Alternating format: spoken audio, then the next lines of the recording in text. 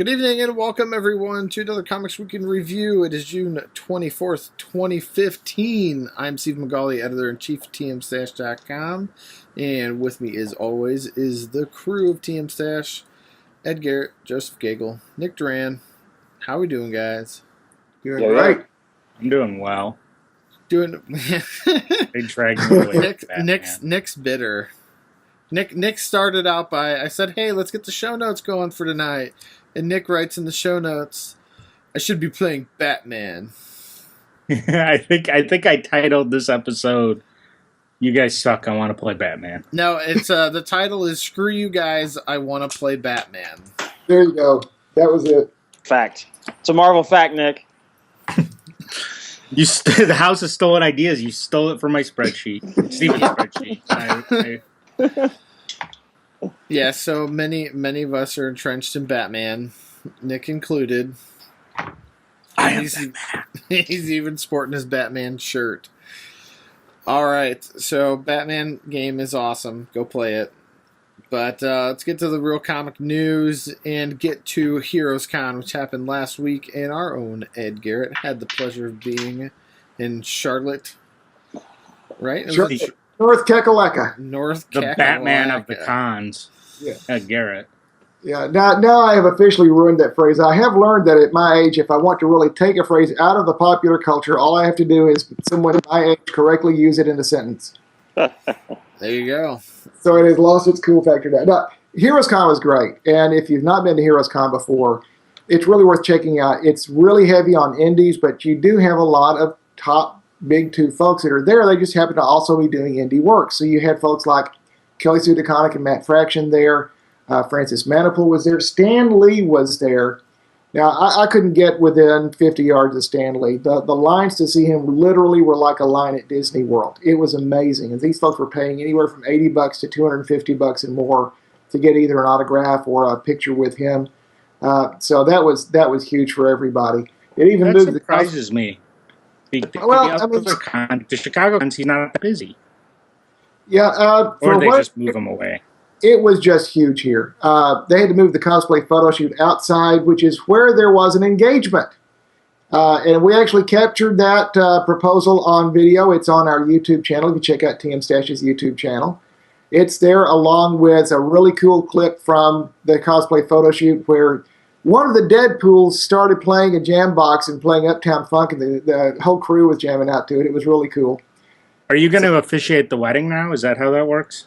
I don't think so. I'm not exactly qualified for that, but that was only if he does it in cosplay. There you go. Perry White.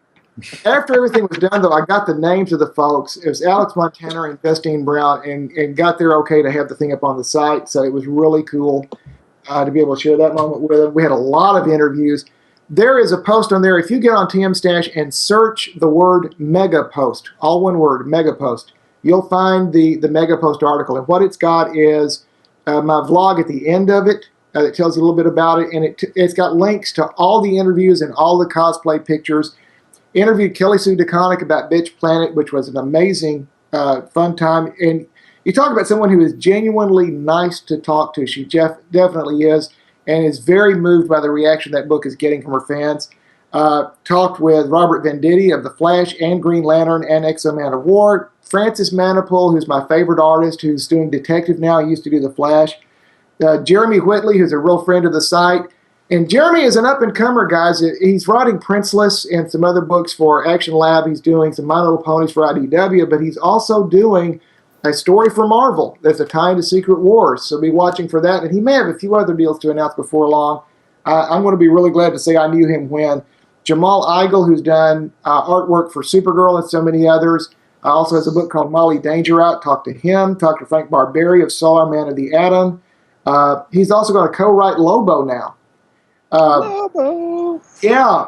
And for any of the fans out there of HomestarRunner.com, which if you're a certain age or a parent of someone who is a certain age, and I fit in that latter category, HomestarRunner.com is one of the funniest sites out there, and Matt Chapman, who does most of the voices for that, including Strong Bad, was there. So we even got Strong Bad's voice on the interview, which was a real treat. And talked to a group called Comic Blitz, and this is a new app that's sort of They advertise themselves as the Netflix of comics, and they've got it in beta right now. You can sign up for free right now to look at what they're doing. They've already got Dynamite and Valiant on board. So you don't get the most recent issue, but you get all the back issues. So if you really like something, you can go way back. And their model is going to be like $9.99 a month, and you stream copies of all these back issues. So if you want to really learn about a character, you really get into them, you won't be paying $1 million to buy a bunch of back issues to see it. So we'll see what turns out with it. But we had a great time with all the interviews. One sort of funny thing here, I went to the Milk-Fed Criminal Masterminds panel, and this was Kelly Sue and Matt Fraction and Chip Zdarsky and several other folks. The funniest people in comics. Oh my gosh, man, I laughed so hard I couldn't even breathe. They had Can Kelly Sue hold a candle to these guys? She was mostly exasperated in dealing with these guys because they had some stories on there that clearly exasperated her at times. But there's definitely a lot of love on the panel. But it was fun watching her reactions. I love Chip. Oh, this was all great. It did start on a somber note. Kelly Sue was reading the obituaries of all the folks who were killed in the Charleston shooting. And we took a moment of silence for them, and then got into the books themselves. But they went into Sex Criminals, Bitch Planet, all the different books that they're working on. They had some giveaways. And if you've not read Bitch Planet, it's a wonderful book. It's a well-written book. It's a very feminist book. I happen to love this book. It's one of the best written books that are out there right now. But they were doing giveaways for it, and one of them was a foam finger. You can guess which finger was the foam finger. It had the NC for non-compliant on the hand as well. And there were like some people there who actually had the tattoo for real. But they had the trivia question that only someone of my age could answer. The character Penny Roll in this book is named after Esther Roll, who was a character who played a character in Good Times, which was a spinoff of the show Maude. What was the name of her character? I'm old enough I remember. So no one else remembered. I told him it's Florida. So old man me wins the foam finger. So Nice. yeah, so I go up there and one of the other folks on the panel hands it to me and said, please accept this with love. I think they didn't know if I would know how to accept this thing. And I thought, let's just have fun with this thing. So I put the foam finger on, raised it up high, got a great reaction from the crowd. So somewhere there's a video of me basically giving a foam one-finger salute to an entire panel. You should have brought it. It's at home. I've got it. I'm on the road right now, but it's at home with a place of honor. But it was a great con. The thing that's really neat here is it's big. I mean, 15, 20,000 people at least. But it's not so big that it's overwhelming. You get to spend more time talking to the creators here than you do at other cons. It's easier to get in the panels. There's no waiting lines for it. A lot of great cosplayers, and I'd highly recommend it. This was my third Heroes Con, and probably the most fun I've had at Heroes Con, and I really wasn't expecting it to be as good as it was. It exceeded everything I thought it was going to be. So I fanboyed out a little bit, taking a check with Francis Manipul and some of the others, and Kelly Sue and Robert Viditti and all the others, but I had a great time. So check out the coverage. It's on our... there was a Red Sonja cosplayer who got retweeted from what I posted about Gail Simone, so it sort of burned up the internet a little bit. Check our YouTube feed for the videos we've got there, and again, check our site and search for Mega Post, and you'll get all of the coverage because there was a bunch of articles we had up on Heroes Con, and really appreciate the folks who remembered our site there. That was a real pleasure to get to meet folks who knew about us and were following us, and I think we gained a few new followers. So welcome aboard, guys. Sweet. Yeah. Sounds like Heroes Con was a blast, so we'll make it out there at some point. Hopefully. Yeah, the rest of you guys missed out, I'm telling you. Come to Charlotte. But in other news, we did get emails for C2E2, which is moving up a month this year and coming in. Is it April? March. March, yeah. March. Yeah, from April to March. If they keep moving it forward each month, they'll come quicker. Right? Yeah, so no news on who's actually going to be there, but we'll be there. We'll be there. We'll be in Chicago, for sure. So Deadpan is coming. Deadpan. That should actually get us better announcements too, because that puts it right at the very start of the of sort of the year schedule for most folks to go to cons. They generally go like March to September, October. A few of them will stay for November for NC Comic Con, so we'll probably get some of the really hot summer news at C2E2 next year. That'll be fun. It'll be fun. Well, let's get into what's happening this week in comics. We'll get into a little bit of what was released today, but since comic books were just released like 10 hours ago, we can only read so much. We have day jobs. Let's be real. Day jobs. Yeah. Hey, that's what advanced review copies are for, Stephen. And, right. So, all right. And I read DC this morning. I get up early on Wednesday mornings. I don't know about y'all, but there's a secret to this, guys. If you want to read comics digitally, the DC app generally will have their new books hit on Wednesday morning. Now, I didn't get up this early, but about 3 a.m. Eastern Time or midnight Pacific is when the books hit the DC app. So when I first wake up around 5:45, 6 in the morning, I download books. I get a chance to read a bunch of DC books before I go to work. It's a beautiful thing. Tip of the day. That's right. Yeah, I imagine a lot of the other Comixology apps work similarly. I think they do. I'd be willing to bet. They're all timed to Pacific time and kickoff. They actually... I download when I wake up in the morning, and I can only usually download DC. Marvel doesn't come out for another few hours. Hey, has anyone got to download Comic Blitz yet? No. You know, I haven't yet. I'm going to because it sounds really cool. I got an email, but I haven't gotten a link to download it yet. I think you just go on their site and sign up. Yeah, you go on their site and you sign up, but they haven't sent out a link yet to download the app. They'd have to send everyone a link to download the app. So because it's not in the App Store yet. Yep. So if you want to get that, go sign up. They're going to have some free Giant books. And it's like Netflix for comics. So we talked about it a little bit last week, but it should be pretty interesting to see how that all works. Oh yeah. So we'll have more on that after we get our access to it. Yeah, if you want to get some information on it, that's one of the interviews we did at TearlessCon. Check out the mega poster. Yeah, so search Comic Blitz on tmstash.com, and we have a whole huge write-up on it. But without further ado, let's get into some Marvel news, Joe. What's happening in Marvel?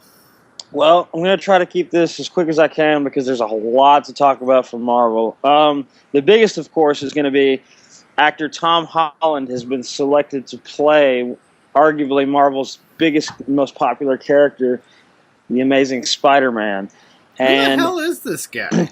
I don't know, but according to our article, he's from the movie The Impossible, which I have not seen. But he is rather young because one of the things they wanted to do is make sure they got a young kid who's actually old enough to be in high school so that they can mold this character and he can grow along with the universe they're creating, because now they're having a shared universe with Sony. So everything that happens over there happens over in Marvel. So they've got a nice little thing working out here. And it's already also on the books that he has been shipped to the set of Secret Wars, where he will make his first appearance in this shared universe they have going on. And then he'll be shipped back to Sony for their Spider-Man movie, which couldn't say off the top of my head when it is, but it's definitely down the line, maybe 17 or 18.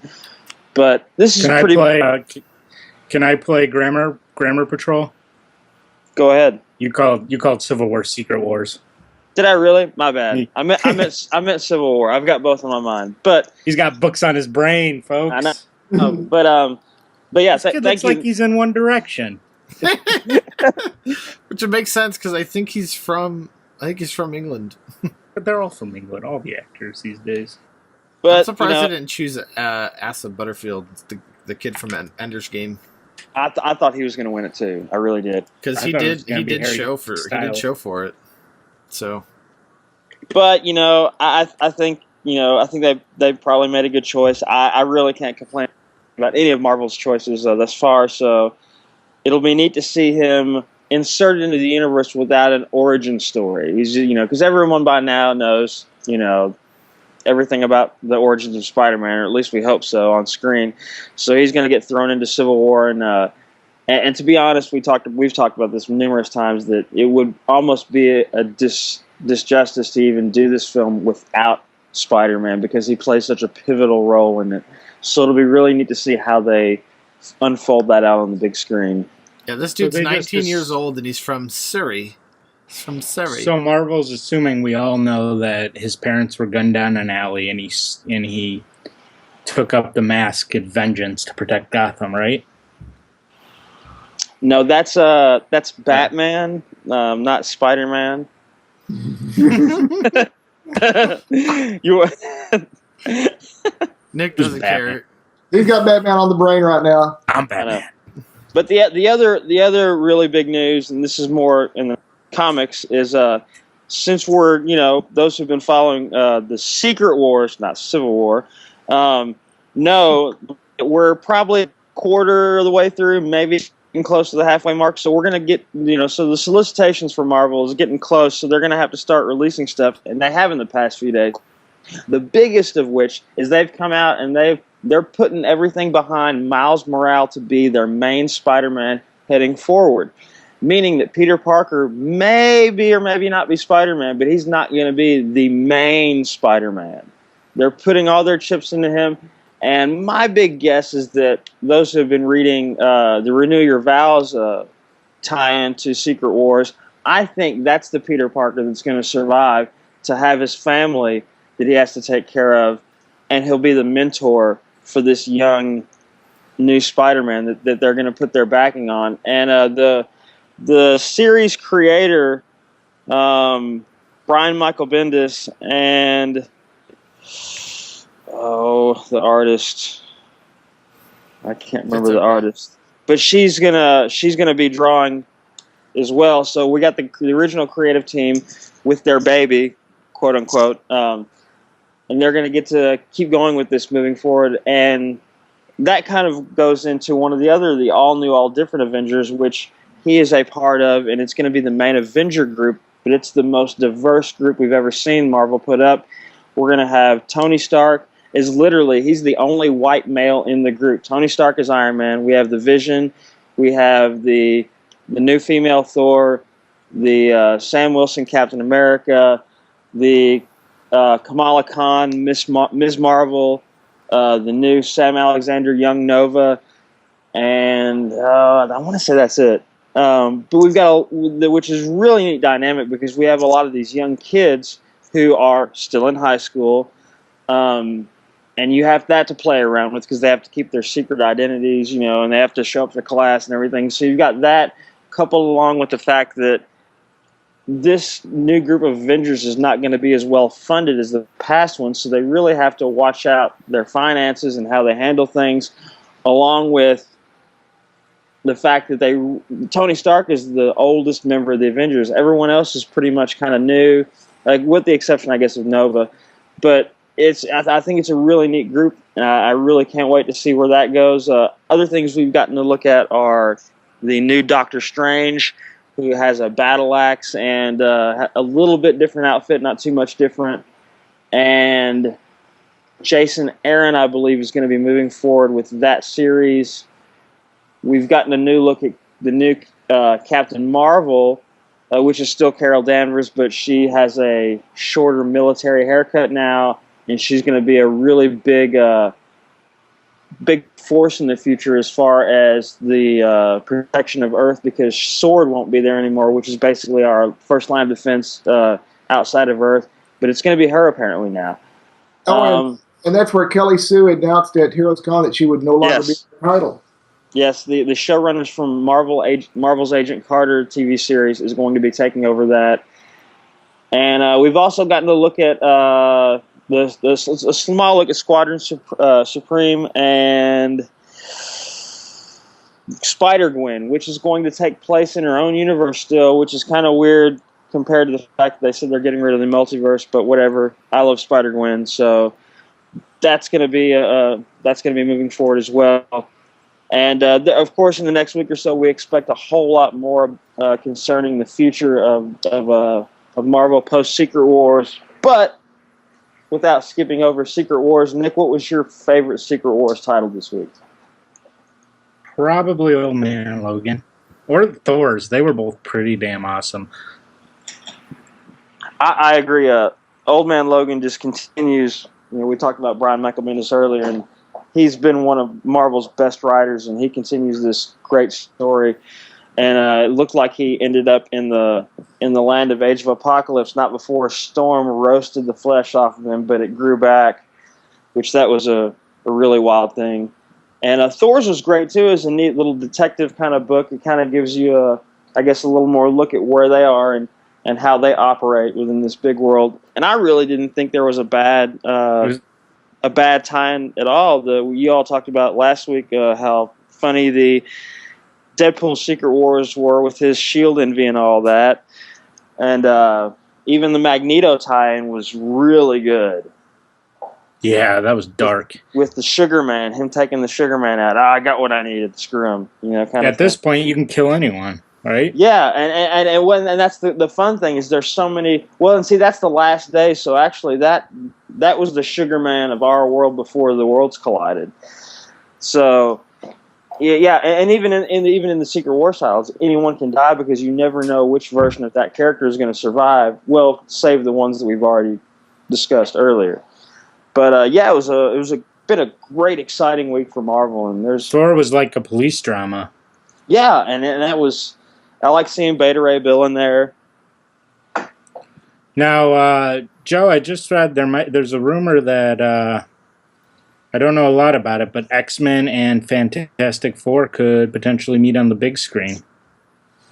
Well, I mean, it would be no surprise because Fox owns both of them, so why not do what everyone else is doing and merge your properties? Even in the comic books, the two teams have met before and had their exchanges. And, I would hope that down the line that they would see how fortuitous the partnership with Sony is, and they would eventually come to terms and form a partnership with Marvel. But because of the past bad blood that we've talked about between Simon Kinberg and Marvel, I almost don't see it happening because I feel like they have enough material at their disposal that they can create their own universe and do just fine. And that's what they're planning on doing because they're going to make a Deadpool movie in the works, which looks fantastic, thanks to Ryan Reynolds and his Twitter account. So I mean, I at this point I kind of can't blame them because we've talked about before. They kind of helped bail Marvel out of their mess, and now that Marvel's doing well, they want their toys back, and they're going to try to play dirty. But I don't think it's going to work. I really don't.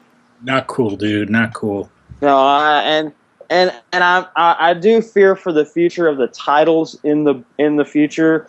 As far as titles go, those of us who have seen previews know that it looks like they're like breaking the Fantastic Four up, and they're still going to exist in different titles.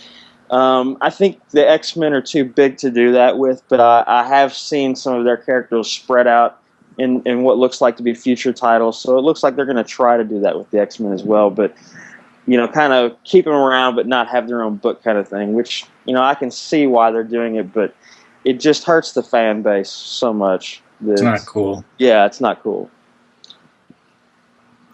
You made your bed, lie in it. Don't mess it up for all of us.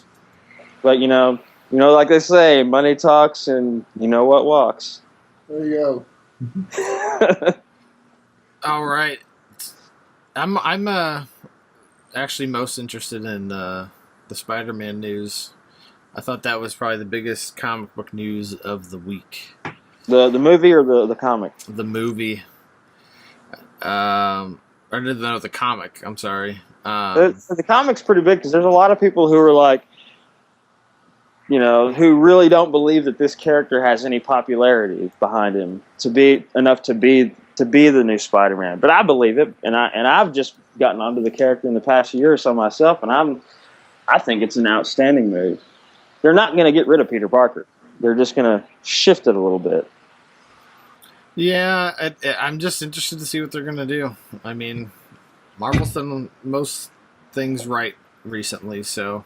Well, and if you think about it, he's much like Peter Parker when he started out. He's young, still in school, blah blah blah, blah blah blah. Is going to run into the similar issues. Maybe not exactly the same, but if you like Spider-Man, you should like this. In my opinion. Right. All right, Ed. Give us the DC news of the week. All right, I'm going to give you just a little snippet from the DC panel here. It kind of explains a little bit about what's going on. They talked about story over continuity, and that's their big deal right now. They finally woke up and realized that no one in their right mind is going to buy 52 books a month from one publisher. So what they're doing now is trying to keep things within families of books. So in Justice League, you've got Bruce Wayne as Batman, Superman still in the regular blue uniform, everything, Hal Jordan looking in his traditional Green Lantern costume. But if you go in the Green Lantern family of books, Hal Jordan is hunted as if he were a criminal, even though we know he's not, and he's wearing that weird gauntlet thing, and it really looks pretty cool. In the Superman family of books, where Superman Action, Superman Batman, and Superman Wonder Woman, Superman is depowered and wearing the T-shirt, and everyone knows who Clark Kent is. And then in the Batman books, Jim Gordon is Batman. It's just that when you step back into Justice League, you see the traditional stuff. And actually, I think it'll look okay. The issue of Superman 41, which is the first one without Jeff Johns. John Romita Jr. is still there. Gene Yang is writing it. It's actually the first chapter of Truth that I really like. And it's like John Romita Jr. has gotten a chance to be less constrained to drawing the T-shirt Superman, and I like his artwork even better this issue. Batgirl has an interesting thing where Jim Gordon Batman confesses to his daughter Barbara that he's Batman. She's about to confess that she's Batgirl, but before she can, she learns that Batman's job is to bring in all the vigilantes. So now you're going to have a fight between Batman and Batgirl with her knowing who Batman is and him not knowing who Batgirl is. That actually has some potential to be really cool. And Batgirl actually has a chance of taking down Batman because it's not the Batman. Oh, yeah. This is going to be good. Lost Army for Green Lantern actually got a good start. That features Jon Stewart and Guy Gardner in it. Nice. And they're literally lost in space with a small crew of Green Lanterns where they don't even know where they are. They've got Chrono with them, which they don't know if they can trust him or not. But you got Kilowog and some other pretty cool Lanterns in there. The Flash is the issue of the Flash I have been waiting for since Venditti and Jansen took over in terms of impact. This one is really cool. A lot of folks were upset when Venditti came on board simply because he didn't read comics as a kid. He started in his 20s, and people are going, oh, no, he's not a lifelong fan. He's going to mess up. Well, guess what, guys? He ain't messing up. He's done his homework. And, yeah, but you also run in a crowd of militant Flash fans. Oh, yeah. Yes, we are. We're ardent. That's okay. But he's bringing back some elements that people have been wanting to see for a long time. Zoom is back, and he is Eobard Thawne. Nice. There's a twist on Henry Allen, though, that is really interesting. Because he mentions Thawne to Henry Allen, and Henry recognizes the name and starts to try to tell Barry, don't investigate this further. And Henry organizes a group of folks, including some characters we haven't seen since the Wally West days, including folks like Girder. And that's not the last of the old rogues that we're going to see. So this is really good. If you like The Flash at all, this is a great, great, great, great jumping on point. And then we had the debut of We Are Robin, which I know, Nick, you liked even better than I did. I thought it was solid. It didn't blow me away like The Flash did, but then again, I'm a Flash fan. But I thought it was a solid one, and it certainly sets the tone for what We Are Robin's going to be. We just can't decide who the guy is at the end of the book. I'm not very familiar with the writer, but I know he's acclaimed. Lee Bergamo. Yeah. He's working on something called The Suiciders. But I thought the book was awesome because it was they took this character that Snyder and Capullo just created a little while back named Duke. Duke was in the Year Zero. He basically helped Batman out when he was injured. And then they showed him in Future's End as a possible future Robin. And he's obviously the main character, and this group of Robins is looking to recruit him. And I don't want to go into the end, but the end's cool, and it has a mystery character. Spoiler, we think it's Alfred, but we can't prove it. We can't prove it, but it's got real potential. And it's the thing that's here with DC now is you're going to have different art styles. Batgirl's very different art style. Prez is sort of in that same vein. So is Black Canary. but you've got different art styles, different storytelling styles, more diverse cast. What they're hoping is that they'll sell a lot to different groups, and that you probably are not going to buy all of their books, but they may have enough different groups who buy different books. They'll be okay at the end of the day, and I think it'll work. I certainly hope it does.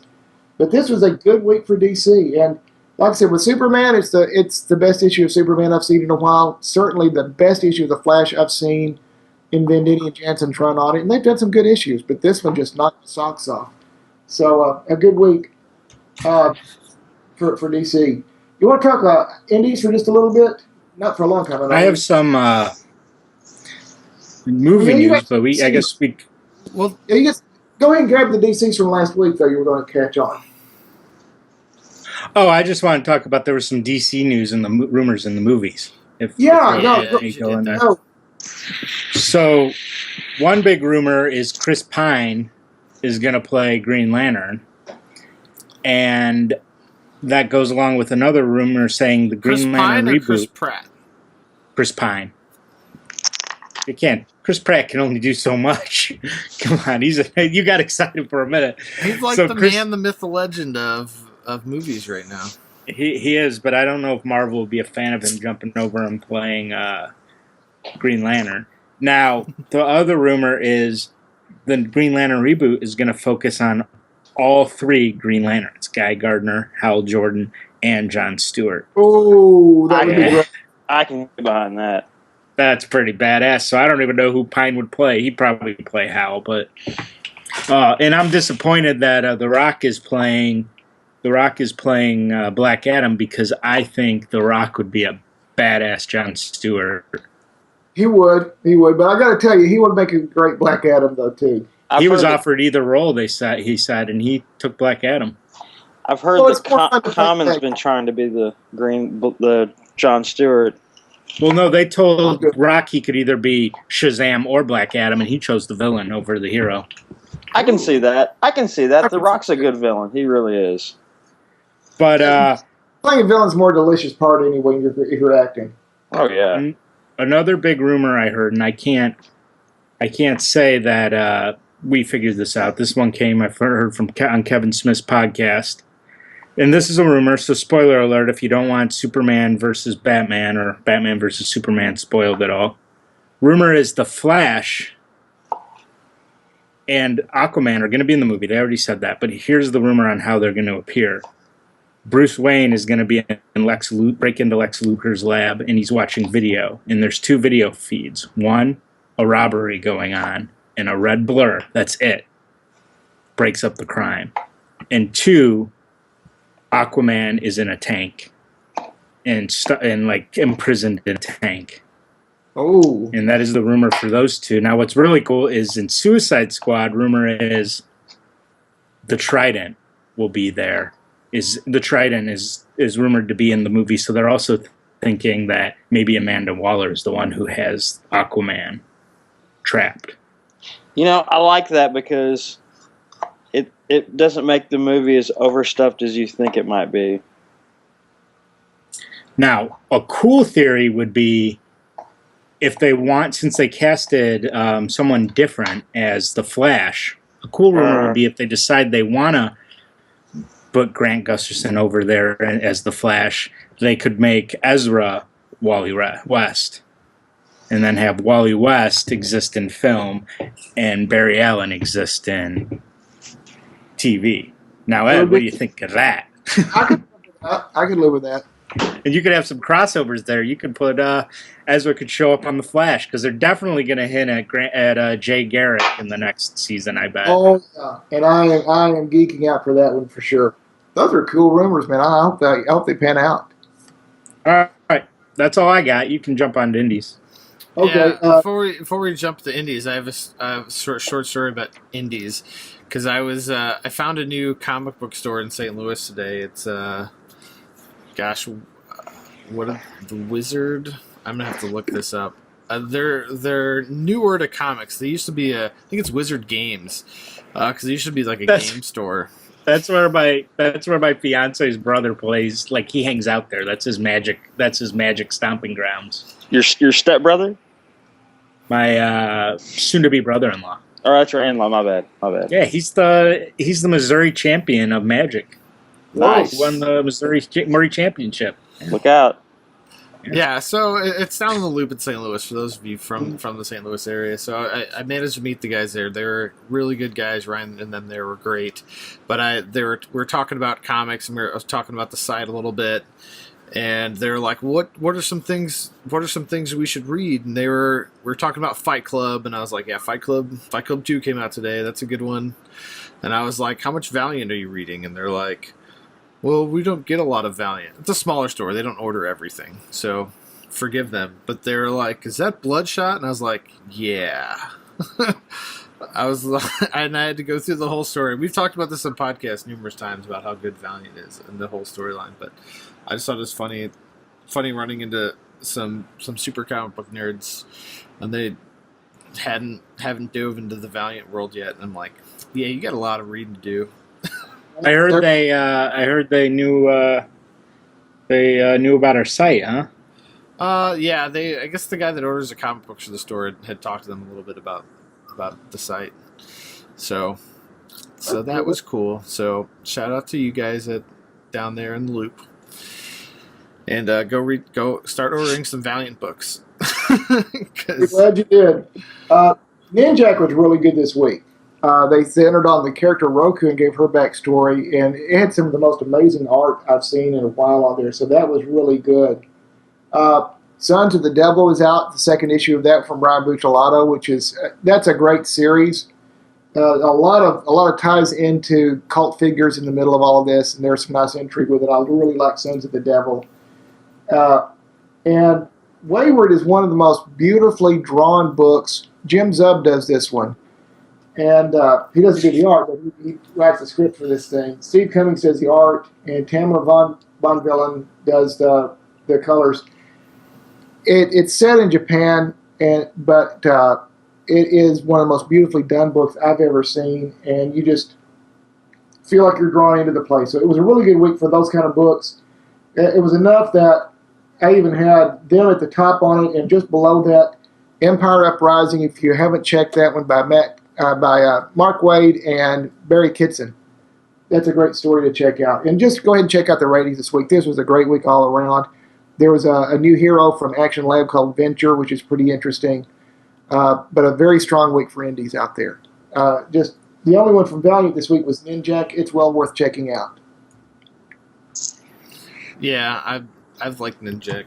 I'm not caught up, but it's good. Can I just add without what I'm trying to do, reading through the beginning? You were sort of breaking up, but yeah, with this issue, you can jump in pretty easily. Roku is a character that's wound up as being sort of an antagonist for Ninjak, but it really sort of steps outside the regular storyline to give you her backstory, so you can really just sort of jump in and catch her without really having read the other issues. It'll make actually the earlier issues easier to understand. Oh, and you wouldn't have to read all the other titles to read Ninjak, right? Pardon? No, I think Ninjak sits on its own. And Ninjak sits on its own. Ninjak was a sort of a fan favorite from back in their 90s run, and everyone was hoping he would get his own title this time, so it's a fairly recent book. It's on issue 4. But it's really neat. It's what Grayson wishes it was.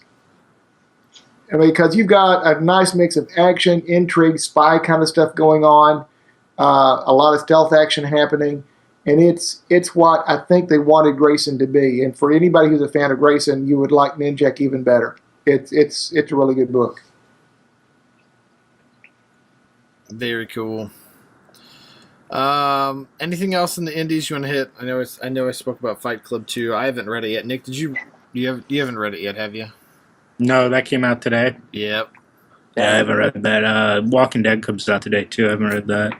No, I haven't. I was getting caught up on Walking Dead before the show, though. I don't even know if we need it anymore because every other week it's coming out. Yeah, pretty much, which is great. So I don't know. The story's back on track, as we said. So I'm liking it. Anybody know when Fear the Walking Dead starts up? Ooh, I don't know. August. Yeah. Oh wow, I thought it was going to be a summer series. I mean, August is August still is early. the summer. Yeah. Well, I mean, you know, like It's still early for TV. I thought it'd be like June to August. No one's home to watch TV in the middle of the summer. They're not going to release something that big in the middle of the summer. I Yeah, am. get your head out of your ass, Joe. I guess I'm the only guy that's home during the summer. My bad. I can't afford to take a vacation in the summer. I'm sorry, I'm in a van down by the river. Down by the lake. Down by the lake. All right. Well, without further ado, let's get to our picks and skips of the week. We can go this week or last week, as like I said, we haven't read everything for this week yet. So, picks and skips. Joe? Okay, my pick this week is going to be Old Man Logan. Outstanding. That's all I'm going to say. My skip of the week is, and it's going to be a little different, and it's not going to really be. It's going to be comic related. My skip of the week is Arkham Knight because I don't have it. So, sorry, Nick. All right, Ed, what you got? Well, I really don't have a skip of the week. My pick of the week would be Flash.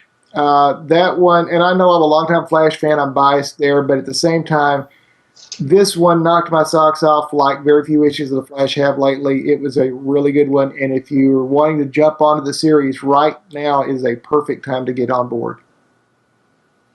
Good advice. Maybe I will. I don't know. We'll see. All right, Nick, picks and skips of the week. I don't know if I would say Justice League. It was yeah. It didn't really impress me. My pick would probably be We Are Robin or Arkham Knight, which I'm going to play as soon as I get off of you fools. Another one that I totally forgot in indies is Prez. It was pretty good. I was impressed. I read the first one. Yeah, that's not really indie, though. That's DC. Oh, did I say indie? Oh, yep. Yeah. Another new one I met. It's not really indie. God, I got a case of the Joe. Wait, what? All right. On that note, we'll let Nick get back to his Batman before he hurts someone or himself. So, without further ado, thanks so much, guys. We appreciate you being here tonight. And thank you, everyone, for watching. Be sure to subscribe to us in your favorite podcasting, or find us on YouTube, where Ed has everything posted, and at tmstash.com. Everyone have a good night. Keep reading the stash.